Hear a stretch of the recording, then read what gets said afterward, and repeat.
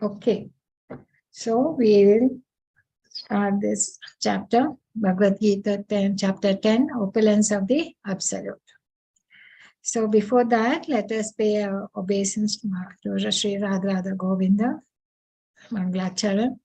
Om Ajnana Timirandasya Nananjana Shalakaya Chakshomhitam Mena Tasmai Shri Gurave Namaha Shri Chaitanya Manabhishtam Stapitam Ena Bhutale Swayam Rupa Kadam Ayyam Dadati Swapadantikam Vandeham Shri Guru Shri Yuttapada Kamalam Shri Guru Vaishnavscha Shri Rupam Sagrajatam Sahagana Raghunathan Vitam Tam Sajivam Sadvaitam Savadutam Parijana Sahitam Krishna Chaitanya Devam Shri Radha Krishna Padan Sahagana Lalita Shri Vishakana Vittamscha He Krishna Karuna Sindho Dino Bandho Jagatpate Gopesha Gopika Kanta Radha Kanta Namostute Tapta Kanchana Gaurangi Radhe Vrindavaneshwari Vrishabhanusute Devi Pranamami Hari Priye Vancha Kalpaturabhyascha Kripa Sindhu Evacha Patitam Nam Pavnebhyo Vaishnavyo Namo Namaha Namo Vishnu Padaya Krishna Prasthaya Bhutale Srimati Bhakti Vedanta Swamiti Namine Namaste Saraswate Deve Gauravani Pracharine Nirvishesha Shunyavadi Paschatesha Tarine Jayo Shri Krishna Chaitanya Prabhu Nityananda Shri Advaita Gadadhara Shiva Sadi Gaura Bhakta Vrinda Hare Krishna Krishna Krishna Hare Hare Hare Rama Rama Rama Hare Hare Hare Krishna. Thank you for coming. So let us start.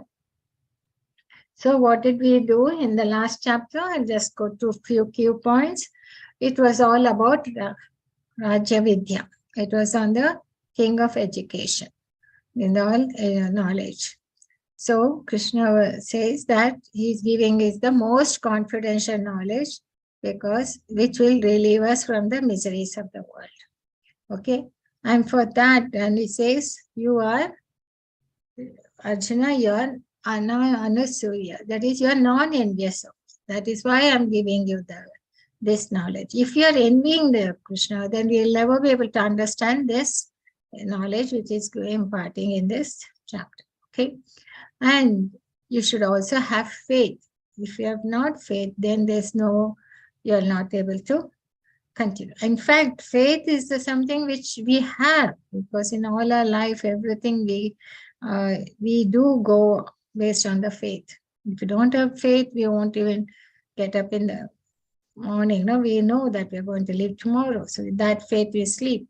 Also, we have faith that this roof will not topple or run on us, or even we put money in the bank. So with faith only we live a life, but we are not aware of it. We just do it. So faith we should have, and we should be non-envious if you want to understand this knowledge. And this knowledge is nothing, it is very pure. This is the transcendental, pavitram, uttama, and it's joyful, and it is. So this is the Raja Vidya. And then he talked about, that is the knowledge about bhakti. And he said that even if you know about the greatness of the Lord, but still there are people who do not believe in him, because they like to have this demonic attitude, the atheistic attitude. So they don't think that the Krishna, although he has come in this world, but they think he is just an ordinary person, maybe having some powers. That's also they are the Duratmas. Whereas and they don't have any hope of getting liberated from this cycle of birth and death. Whereas on the other hand, Mahatmas, they know, they are fully convinced that he is the Supreme Lord and the cause of all causes, and he is the everything, Sarvasya. So, and they are under his divine protection, because they are all the time thinking of him and obeying him and praying to him and worshipping him, great joy. So they come right at the under the stem. Then he talked about other kinds of worshippers who worship uh, like devatas, worship the devatas, worship the universal form, or the worship themselves. They are all the lower forms. And then he said that even if they worship the devatas, actually they are worshipping the Lord indirectly. So it is avidhi purvaka. So it's not so. If you instead you can worship the Krishna directly, you will get the benefits. But there are people, though they will follow all the Vedas, Vedic scriptures, and the Vedana, and they will go to higher planets because as per the thing. But once the credit is over, price credits, they have to come back. So it's like, you go to higher planets and it again fall down to the lower planets. And you'll be going round and round like this on like a Ferris wheel. You'll go up and down, go up and down. So, but you're not coming out of the shackles of the birth and death. And he says, what are the destinations? That people who worship devatas go to the higher planets, or to Pitraloka, they go to Pitra's forefathers go to Pitraloka, ghosts, they go to the and but people who worship the Lord will go to his abode, where there is no return. You no need to come back. There is no birth and death. So Krishna says, you worship me directly. And how do you worship him? And he gave us the thing. Whatever you do, whatever you eat, whatever you offer or give away in austerities, you perform. Do it for Laksha, Nishkama Karma Yoga. That way you'll be there. And he says, just you don't have to worship him elaborately. When you just offer a pushpam, palam, thoyam thing, just a flower or leaf or anything, but with love. That's all he wants. He wants you to worship him with love, with bhakti. So finally, he ends up the chapter with Manmana Baba Mad Bhakto Madhyaji Namaskaro. Engage your mind, always thinking of me, Manmana, and become my devotee, Baba Mad Bhakto, and Madhyaji, and worship me and Namaskaro. Obeisance to me. Then you will come. So he said, now he talked all this. This is finally he told how to go back to him. And whatever, he didn't say that you become a sannyasi or you become this, but he says, whatever you do, whatever you eat, whatever you offer and give it, whatever austerities, tapasya do, you do it for the Lord Krishna. And how? You engage your mind also. This is the true bhakti, ananya bhakti, which he described, how to go back to him. So in this chapter, he is going to give his chapter, he advises to fix the mind on him. And then here he'll describe his opulence. Because if you want to fix our mind or support him, then we need to know more about him. So here he's going to describe his opulences on which a devotee can fix his mind and how to remember him when he sees the opulent, powerful, beautiful things in the Krishna. Conclusion of chapter 9 is that one should become a pure devotee of the Lord by focusing mind on the Lord. Now he is describing his opulences, by hearing which it will nurture our devotion. It will become more.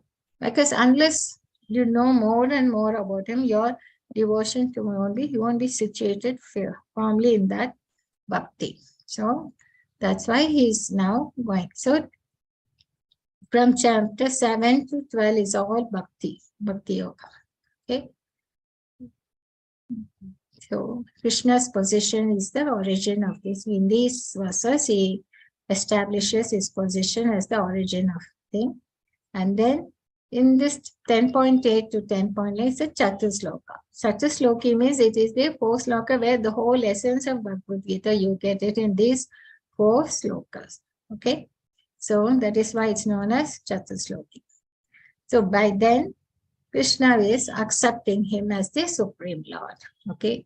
So till now, he'll been asking why this, why is that, why am I suffering, what is that force which is pulling me, and why, I mean, I feel it is better to become a sanya or something. And he says, you're confusing me. So all that.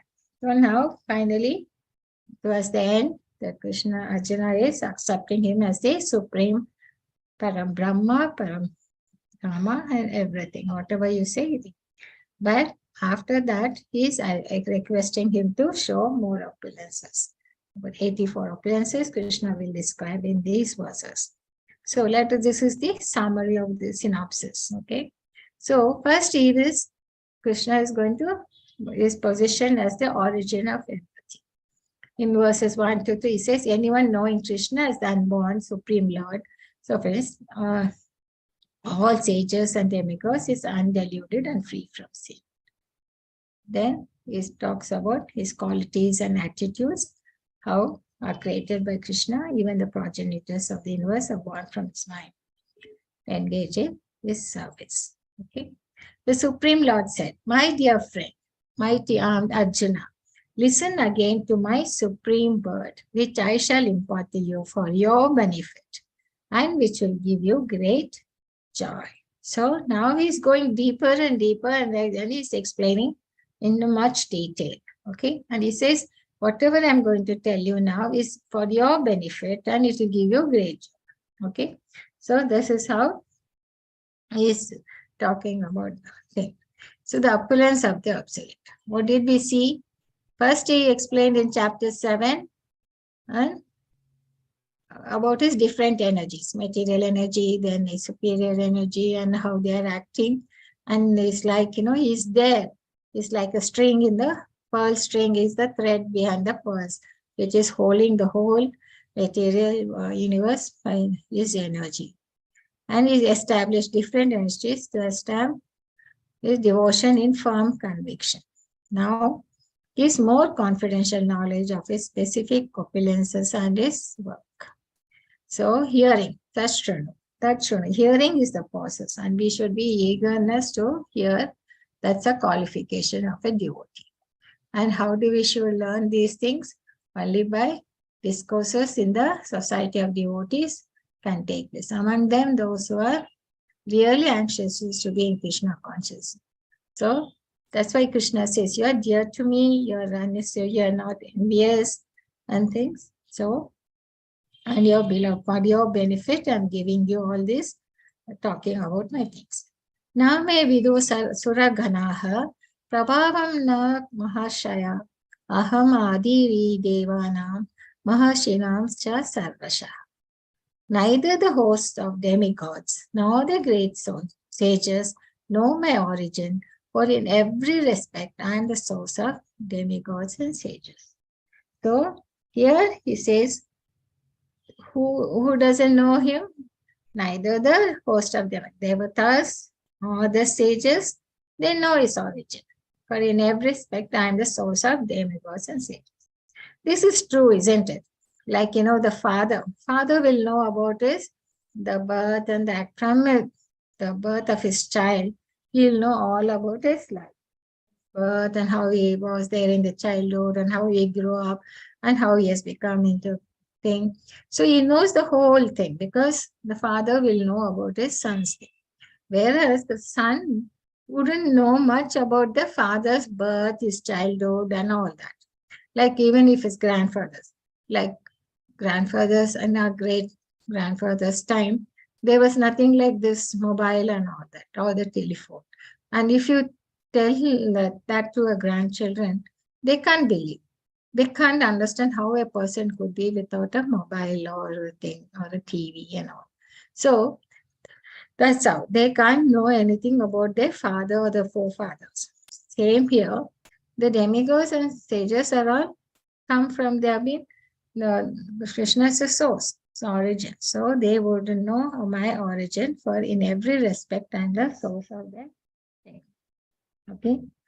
So, and it's also said the same thing even in Rig Veda or Upanishad, that no one can understand Krishna easily because they don't know his origin. In fact, when Devaki when Krishna was to come and think time for us to be born in this world, come into this world, Many sages, all the sages and the devatas and all were eager to see that, because they don't know him, right? They think so. Even Brahma, Shiva, everyone, Narada Muni, everyone were there eagerly to praying to him to see his advent, to coming into this world. And actually, Devaki, Mother Devaki never knew all this because they were not seen by her eyes, but they were there. Okay, so that's what he says. Name vidu suraghana prabhavam nam hasraya aham adiri devanam mashinam cha sarvasha. So for everyone he is the source. But he who knows me as the unborn, as the beginningless, as the supreme Lord of all the worlds, he undiluted among men is free from all sins. Now he's saying nobody knows, but now he's saying in this verse that somebody knows. Who knows him? We can know him not by our effort or anything, only by his grace. And because they are free from all sins and they are undiluted. So they are firmly fixed that Lord is the unborn and is the beginningless and is the supreme Lord of all the world. So they know that. They are fully convinced. Such people will get this understanding by the grace of the Lord. Okay? Undiluted from men is free from all sins. So they know that, and it's not contradictory. There are people living this sages who know him completely. Okay, upon this. So all who come to, and is known as the Loka Maheshwara. He is the Lord of all Lord. He's the controller. He is the cause of all causes. And even in chapter 5, it says, no, Loka Maheshwara, I am the Lord of all Lords.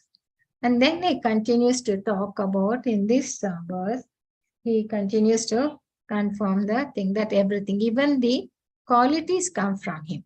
Like qualities like, he mentions about 20 qualities. Buddhi, Jnana, Asamoha, Shama, Satyam, Dhamma, Sama, Sukham, Dukham, Bhavo, Bhayam, Chabhayam, Evacha, Ahimsa, Samatto, Tushti, Tapa, Dhanam, Yasho, Yashaha, Bhavanti, Bhava, Bhutanam, Matha, Ma, Eva, Pratik. That is intelligence, buddhi, knowledge, freedom from doubt and delusion, forgiveness, truthfulness, control of the senses, control of the mind, happiness, distress, birth, death, fear, fearlessness, non-violence, equanimity, satisfaction, austerity, charity, fame and fame. All these various qualities of living beings are created by me alone. So what do you mean that? So he says, he is the dominant. He is the dominant of all natures. Everything comes from him. Okay, but it comes and manifests in the living beings in different degrees, variety of degrees and combinations. You have permutations and combinations in different people. Their natures are there. And it all comes because of a manifesting. Also is based upon our past karma, right? So these are the qualities. Intelligence. What is the intelligence? The power to analyze things in the proper perspective. Okay. And knowing the distinction between jnanam that is the true jnana. True knowledge is to know the distinction between matter and spirit. Whereas whatever we see in the academicians today, we talk only about matter. They don't talk about the soul. And freedom from doubt and delusion. Okay. So it can be achieved when acts without hesitation based on understanding transcendental philosophy. Nothing should be accepted blindly, right? And tolerance and forgiveness. We should be able to excuse the minor offenses of others, and we should not, and should be practiced to bear insult and dishonor. And we should not try to find faults in others. We should try to be tolerant to them. And we should not twist anything, facts presented as they are for the benefit of others, not to distort with some personal interest. We should be truthfulness and control of senses. Senses should not be used for unnecessary personal enjoyment. Control of the mind. Restrain the mind from unnecessary thoughts like money. Power of thought should be I mean, it's not like money means you should have. It's not that money should not be. You need to have for your maintenance and for your livelihood, everything. But it should not become too engrossed in it. Power of thought should be developed in association with Guru, Sadhu, and Shastra, control of the mind. And you should be tolerant in stress and always consider in relation to what is favorable or unfavorable to Krishna consciousness. So no, these are the things, and some more comes. Birth, for soul, there is no birth and death. Then fearlessness, abhayam, ahimsa, not to do anything which would put others in mystery, confusion, not checking anyone's progress. Then eukanity, samatha, satisfaction, austerity and penance, charity, and to pay. So, and is famous when is known as a great devotee, right? So, everything, and why does it say all these qualities are coming? See, I mean, you can take the example of this electric power, which comes from the powerhouse, right? Generation. But when it goes to different gadgets, it will have different effects, isn't it? Some gadgets will give light, some gadgets will give sound, some gadgets will give you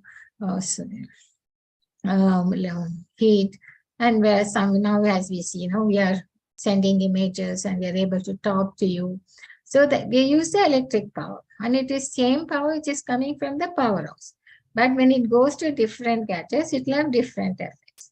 Same way, all these qualities are coming from the Lord, the same source, but in different human beings, in different living entities, it manifests in different combinations. Okay, so all these come from the Lord, right? Energy manifests according, and this is according to our karma, right?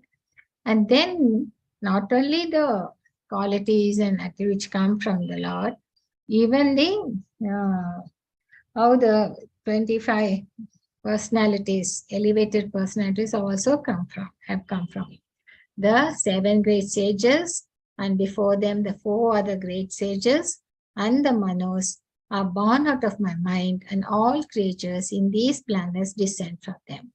Mahashaya Sapta Purve, Satvaro Manavastata, Madbhava Manasa Jata Yesham Lok. So now he talks about these, who are the 7 sages and one thing, because from Hiranyagarbha only Brahma was born, right? And Brahma was given the task of creating, right? And from 24 Petras and 4 Kumar, they are the first 4 sons were born from Brahma, Sanaka, Sanananda, Sanatana, Sanat Kumar. Okay, and they are born, and they never got, they live like a small, still now they are like 4 small babies, and but they are empowered to impart their great liberated souls, and they can impart, they can give the liberation to talk about the wisdom through spiritual sadhana, how to get liberation. They have been empowered to talk about that with that knowledge, okay, with that wisdom.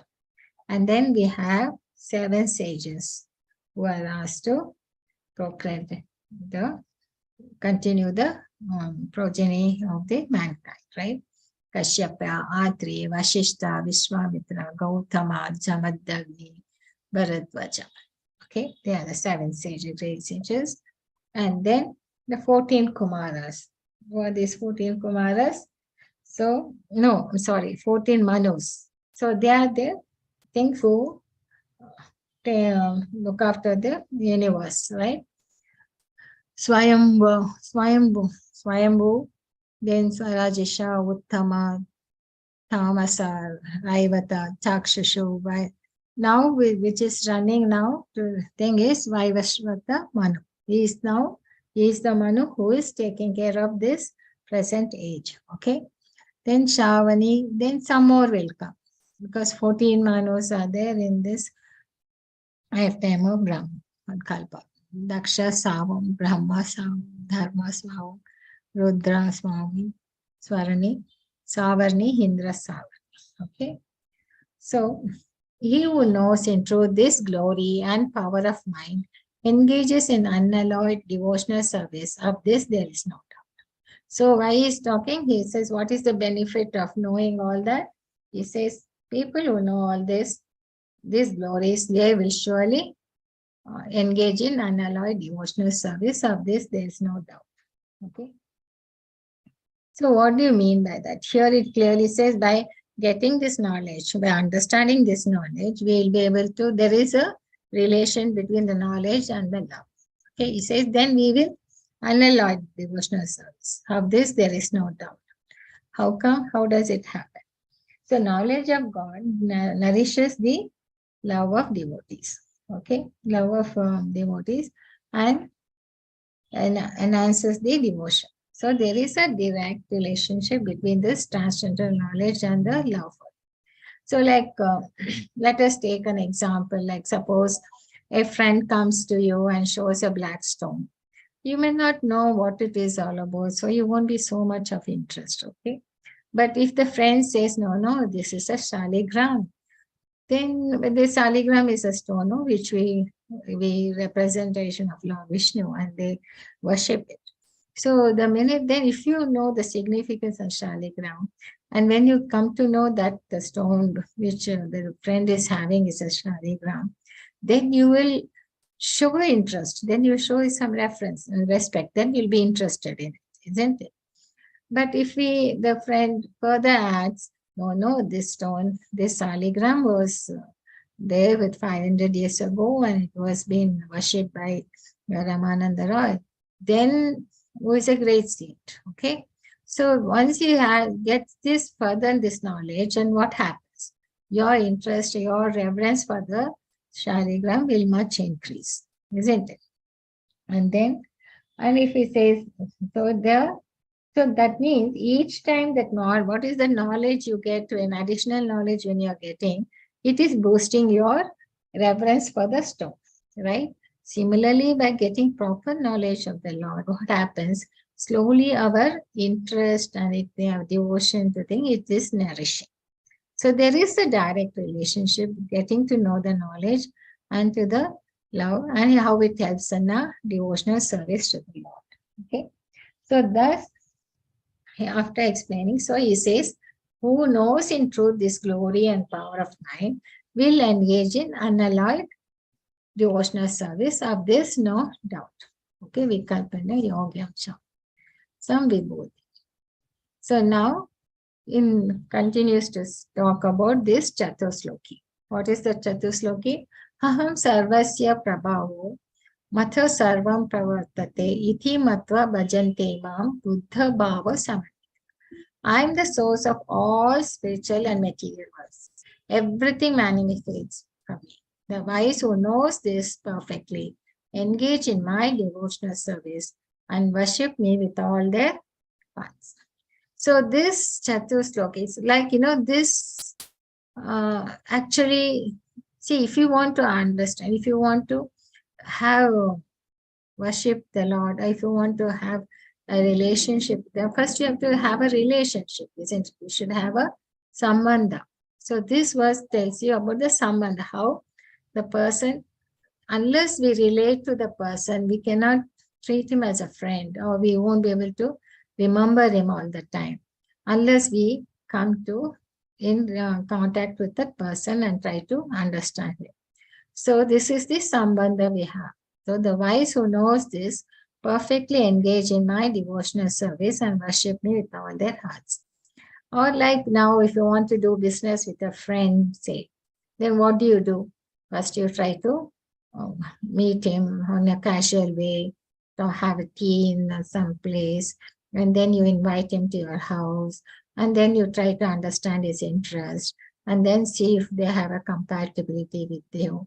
Then only you will enter into any business engagement with them, isn't it? Same way, if you want to have things, then you should be able to come. So here Krishna says, I am the source of all spiritual and material worlds. Everything emanates from me. everything, the whole thing we saw, no? He is the origin. Even the Devata, sages, the folk Mara, the Brahma, everyone has been united, and he is the one who's maintaining the whole universe, right? So the wise who knows this perfectly engage in my devotional service and worship me with all their hearts. So this is how the wise people, why they do, they will engage in Mata Sarvantati iti matva bhajanti ma buddha bhava samanvita. So Krishna is the origin source of it. Aham sarvasya prabhom mata sarvam. Result of this, what happens? Worshipping Krishna with all their hearts, engage in devotional service, and they surrender to the Lord. Okay. Much chitta, and what do they do? After they not only surrender and they think, and what are their activities? Abhidaya. Much chitta madgata prana, bodhayanta parasparam, katyantyascha mam nityam tushyanti cha ramanti cha. The thoughts of my pure devotees dwell in me, their lives are surrendered to me, and they derive great satisfaction and bliss, enlightening one another and conversing about me. So their thoughts are 24/7 on the Lord. Their lives are surrendered to me, and they derive great satisfaction, bliss. What happens? Enlightening one another and conversing about things. I think this, I don't know if you all have seen this video. Just put share sound is there. Okay. Hare Krishna, Krishna Krishna, Hare Hare, Hare Rama, Rama Rama, Hare Hare, Hare Krishna, Krishna Krishna, Hare Hare, Hare Rama,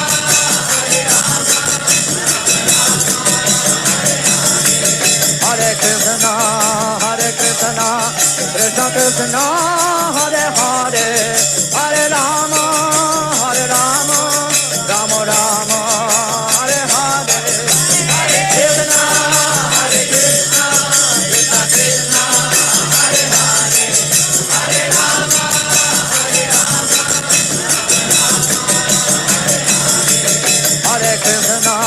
Hare Krishna, Krishna Krishna, Hare Hare, Hare Rama, Rama Rama, Hare Hare. So this is what the symptoms of a pure devotee. Krishna becomes his life and soul. So that was what the video which I showed you was a Ratha Yatra, which in San Francisco when Prabhupada had. And you can see all of them there. There's their life and soul, and he constantly hears about Krishna and discusses Krishna. So in the preliminary stage, what happens? They relish the transcendental pressure from the service itself. And then when you come to reach the top more, they are always situated in love of God, and thus relish the highest perfection, which is exhibited by the Lord in his own. Okay, and what do? Their thoughts of my devotees dwell in me. Okay, and life is fully devoted to my service, and that we can see the perfect example we can see in Prabhupada's life. Okay, and they derive great satisfaction and the bliss, always conversing about me. So that's all they always think of him. They're fully devoted in their service, and they are always conversing about him or chanting about him.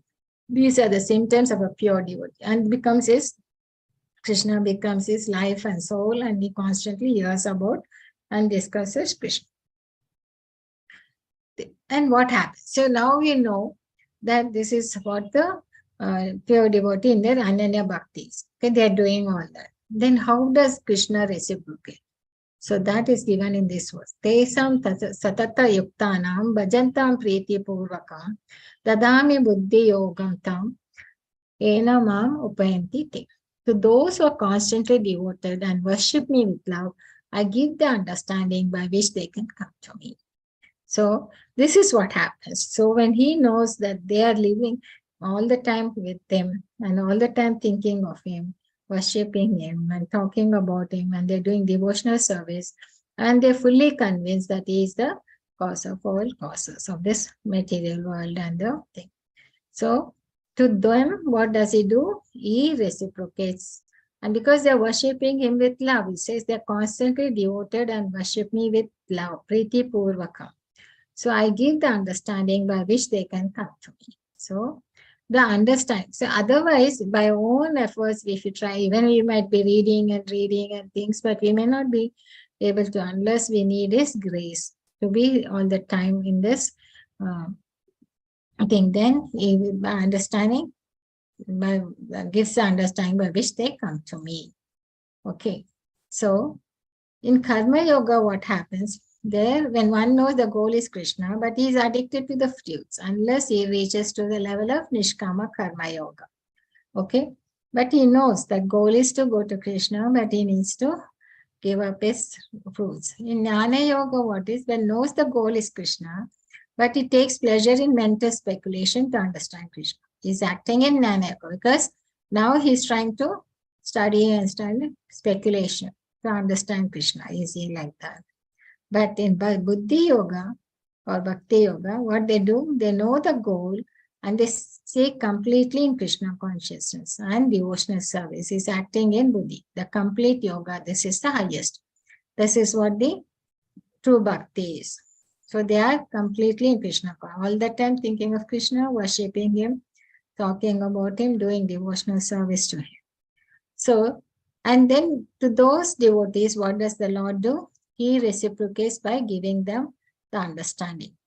Tesham evan anukampartam, by compassion for them, I dwelling in aham ajnana jantamaha, dwelling in their hearts, destroy with a shining lamp of knowledge the darkness born of ignorance. Nashayam atma bhavasto jnana deepena bhashvata.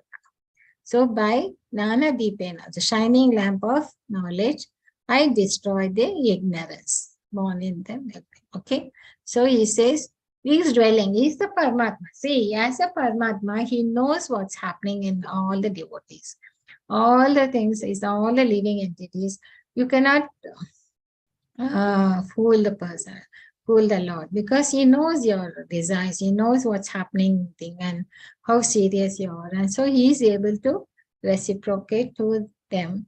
And how does he reciprocate? By giving him the shining lamp of knowledge, Jnana Deepena, and he removes the ignorance. That's how they come to understand. He says, otherwise you cannot understand the Lord. He says, no, Devatas, sages, they don't know him completely because they are all born afterwards. Whereas people who are devotees of him, to them he gives the knowledge. So that's how he says, this is the essence of the thing. That is, if you understand that this is the fourth thing, this is the benefit, prayojana. That's first, why we have to have, unless we have a sambandha, we won't be able to relate to Krishna. And how do we have the sambandha? That is, we are the servant of that. Servant has to know about the master, isn't it? So he does the service to the master. Same way we are servants of the Lord. So he is the controller. He is the, everything he is. He is the master. He is the cause of all causes, master, God of all gods.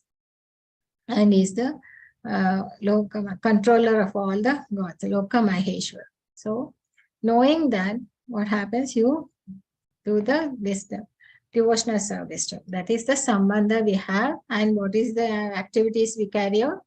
All the time, thinking of him, doing service to him, talking about him, and transferring and joyful.